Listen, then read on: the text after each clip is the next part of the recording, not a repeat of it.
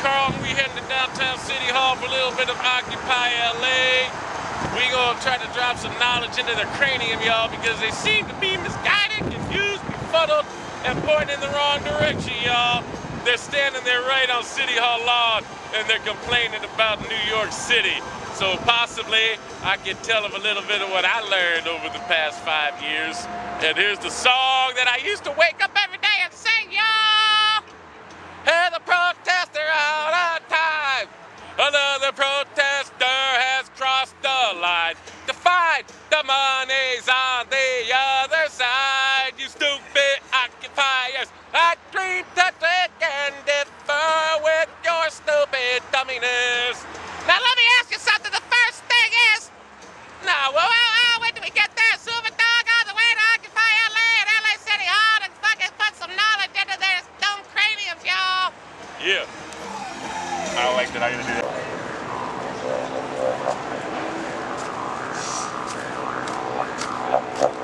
Oh yeah, it must be Thursday because we got the Survivor music playing, y'all. That's right, yeah. We got the OccupyLA movement. It looks like Survivor Island, y'all. That's my boy Carlton who drove me here in my convertible Mercedes. I'd like to talk to some people, yes. Oh, I'm doing an interview. Can we go on camera? I'm Shay, you're Santa here. You're all about the First Amendment, right? Yeah. First of all, Guns N' Roses. I'd like to ask you a question. Did you see Axl in his new lineup at the Rock in Rio 2 weeks ago? No, I didn't. Did you hear about it? Nah. Let me tell you people, they said that Axl Rose was over. He put a new lineup together. Guns N' Roses never sounded better because they couldn't play that good with the original members. He's got some new young cats. They fucking play phenomenal. Axl Rose, although he's a little overweight, he's never sounded as good. He fucking rocks it. Guns N' Roses, once again, a stadium attraction. Zuma Dog approved. Anyway, my name's Zuma Dog, and for 4 years I attended every city council meeting right there. Every day I'd walk right down here. Nobody was here. It was Green Day. It was Green Day, Boulevard of Broken Dreams, as Zuma Dog said here. Now, I'd like to ask a question. If the police showed up in Oakland and asked everybody to move. Now, let's just say the police got there and go, well, damn, there's a lot of you here. You're right. We're leaving. We leave in defeat. Art of war. We lose this battle. We're leaving. You get to stay. Well, then what? I don't think that's what it's about, man. That's what I'm saying. That's not what it's about. It's so much bigger and deeper than that, you know. That's what I'm saying. Yeah. It's a much greater goal, I think, that we're trying to achieve, which is, to me, it's even beyond the politics or laws or anything. It's okay, but even this, not to offend, but that even is more empty rhetoric. For example, let me be specific. When I showed up here, the city of LA violated my First Amendment right at Venice Beach. First Amendment. So I came here to say, overturn your illegal ordinance. So if I was here with an encampment day in and day out, well, what's the outcome? What's the goal? It's to have them stop violating my federal rights. By the way, I sued them in federal court and won. So if the cops came up and then they left and they go, well, now what do you want? Stop violating the rights, overturn the illegal ordinance. What is the outcome? And by the way, I know you don't speak on behalf of all people here, but you know, you're the first guy at the table. I'm going to move on. But so like if the cops left and said, you stay, what do you want? What's the stated outcome of what you want these fools over here to do? Well, I mean, you just talked about it. We want to change policies. We want a substantial difference in what's happening. We want people held accountable for the things that's going on. You know, I mean, well, then all I'll say, I'm going to move on. But the point is, it goes on in there. So what I would say is, like, now if you look me up online, you'll see that probably no individual in history of Los Angeles created more political change, created more awareness, did more investigation, and actually created more change. I created legislative change. I created First Amendment change. From the time you walk in that door of City Hall now, it has changed because I made them change it.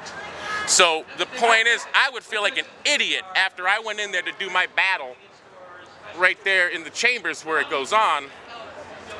I left afterwards, and I was homeless eventually, but I didn't stay here. It doesn't go down here after the council meeting.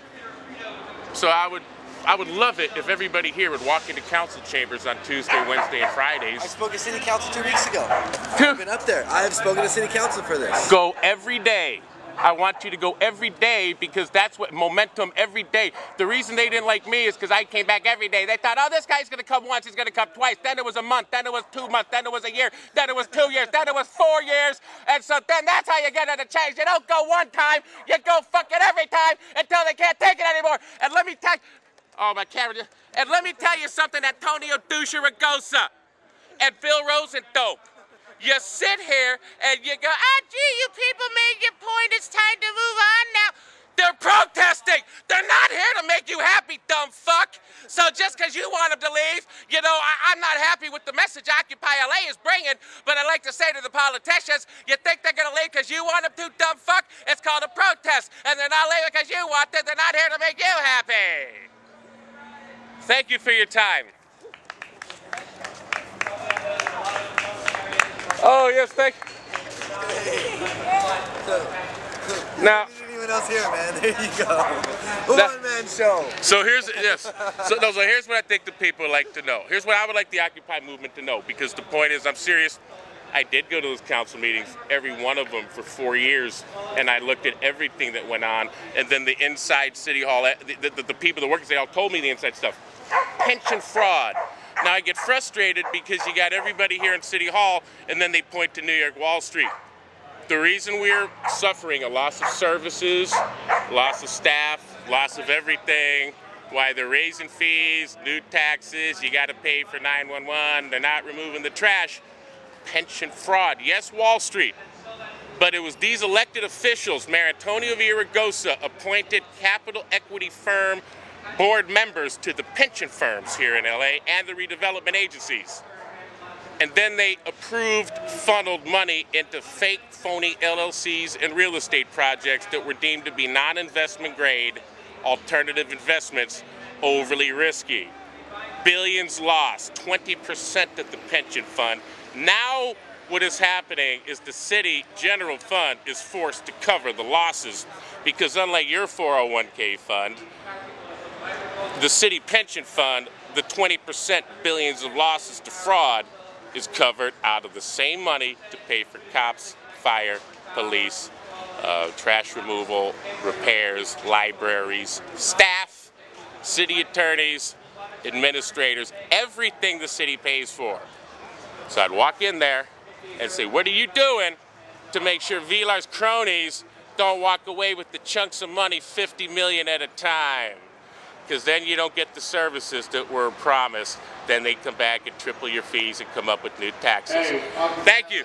Now we'll talk about nonprofits. Hey, I want to find out more about that. You got do you have any other videos, or do you have any? How can I get a hold of you? Yes, if you go to ZumaDog.com.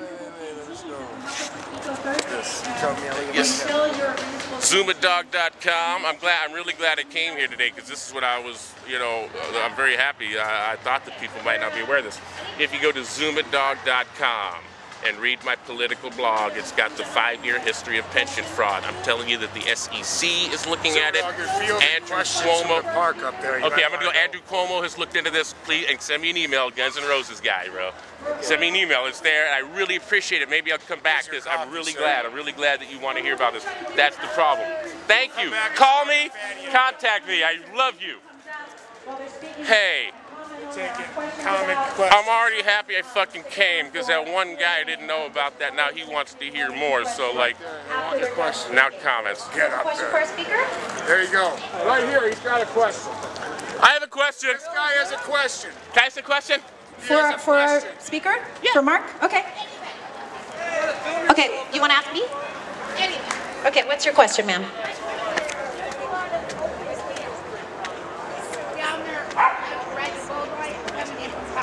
Okay, there's open field by the gold line. Okay. I don't have the answer to that, to your question. I'm sorry, but that is maybe a conversation that we should have. So you're thinking we should do some farming there maybe and grow some food? That's a great idea. Maybe we have some urban farmers here today with us, and maybe Mark would be someone to speak to about that, about food justice. feel free to have a one-on-one with him about that. I think it's a great idea. We should be growing food everywhere that we possibly can, and that is one way for us to be sustainable. So thank you for that. Coming up next, we have an urban gardener. So if anybody doesn't know what urban gardening is, we're going to talk a little bit about that. His name is Mike Lieberman, and he's up next. Can I ask the question? Oh, you had a question for me? Yes, I had a question. Okay. 1 second. Okay, we've moved past the Q&A for our previous speaker, but you're welcome to speak to him one-on-one, no problem. It'd be very important. It's a relevant question, and I would love it. I came as soon as you made the announcement. I love the crowd to hear it. It's important for the crowd to hear it. Right, okay. Maybe you could ask him. Sure, he's engaged in a conversation right now, is my conflict, so. Mark? Mark, can I get your attention for one moment, please? We do have a question. It's a very organized First Amendment thing here. Very organized on a what is the question? I'm happy to repeat it. My question is, can everybody that is here in this lawn please go to the City Council meeting on Friday at 10 o'clock and give public comment as to what their specific need for change is? That's a worthy thing. Oh, absolutely. Yeah, right now we're just in the middle of talking about environmentalism and okay, right now it's about worse than Eric Garcetti. Worse than Eric Garcetti. That's a great point. Thank you for sharing that. Worse than Eric Garcetti. This lady's running it worse than Eric Garcetti. Who is this lady? From Urban. No, I got way more than that. A lot of attention, it looks like. I got way more than 15 minutes, baby. Specifically, even in your apartment. Can I ask you a question? We can get him to help give us some tips on how to do it here with our tents. What are you here for then? Yeah. Once again, a fool that doesn't know who he's fucking talking to that says 15 minutes of fame, this clown with no shoes on. Yeah, I think I'm getting a real good viewpoint as far as what's going on here. I think I'm getting a real good viewpoint, but I'd like to say that it does not represent all people. We got... Okay. Here's your OccupyLA, baby. Is that you, the cycle that broke my Darth Vader hat? Here's the OccupyLA. He's talking about a Darth Vader hat. He asked me about a Darth Vader helmet, this guy, OccupyLA. And that's your OccupyLA. He says he knows me. Don't you remember me, Zuma Dog? I'm the guy with the Darth Vader helmet. Oh, I remember him now. That's right, the Darth Vader helmet guy, OccupyLA. Okay. And I'll sum up some of his key points. Pretty much, the food industry is a monopoly. Okay, so it's about the food industry. It's about the food industry. I thought it was about Wall Street bankers and fair share. It's about the food industry. It's about, no, don't ask that question, only this question. Oh my God. Okay. That on both of these lists. Here's OccupyLA, there he is. Now process more than 70% of all our beef. And just four farms slaughter and pack upwards of 60% of all of our pork and chicken. All right, that guy knows more than I do, he said. Maybe he does. It's just trapped inside mental illness. I came here, thank you for asking. I came here for 4 years every day to the city council. Here, let me go in the fridge. If you don't mind. I came here to the council meeting. Okay, I was performing at Venice Beach in 2006. They passed a law that said I couldn't set up my t-shirts, I couldn't set up my amps, I couldn't do my performance. I thought that was a violation of my First Amendment rights. I couldn't get my donations. So I came down there to say, hey, I think that's an illegal, unconstitutional law you passed down there violating the First Amendment. So then I thought, well, gee, I'll tell them one time and they'll see that they're wrong and they'll want to fix it. They don't want to be violating illegally. Well, then I found out they're totally corrupt. They knew exactly what they were doing and didn't care. They figured, gee, nobody's going to sue. Even if they do sue, well then we're winning. But anyway, so I came here every day to try to get them to overturn the ordinance. And while I was, yes, I went to years worth without missing one meeting.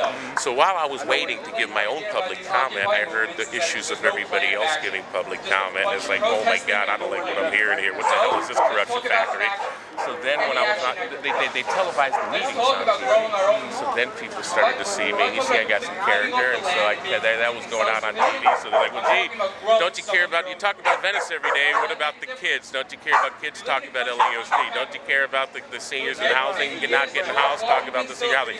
What about then the inside experts started to work in City Hall, would start to tell me the corruption and the things until I knew it all, and I was exposing it here day in and day out.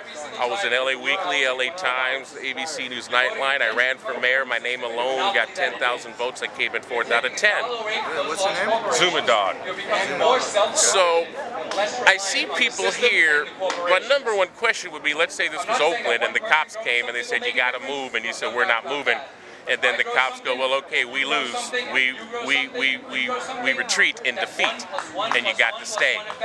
Well, then what? What has been achieved? What's been the stated goal? If I was here, it'd be like, overturn the ordinance. You want me to leave? You overturn the ordinance, and then I leave. I had a specific thing. If you got to stay, then what? The protest is not for the right to stay in a park and protest. Don't worry. I don't think that was it. So you seem rational and reasonable, and, like you what's going on, y'all? So your issue is you don't think that they're protesting for the right reason? You think that they should be about? I started my own. No. I think that. Here's what I think. Whatever the issue is, they're sitting out here in the park. They should all be going into the city council meeting every Tuesday, Wednesday, and Friday at 10 o'clock and give public comment, each and every one of them, every fucking time. That's how you create change.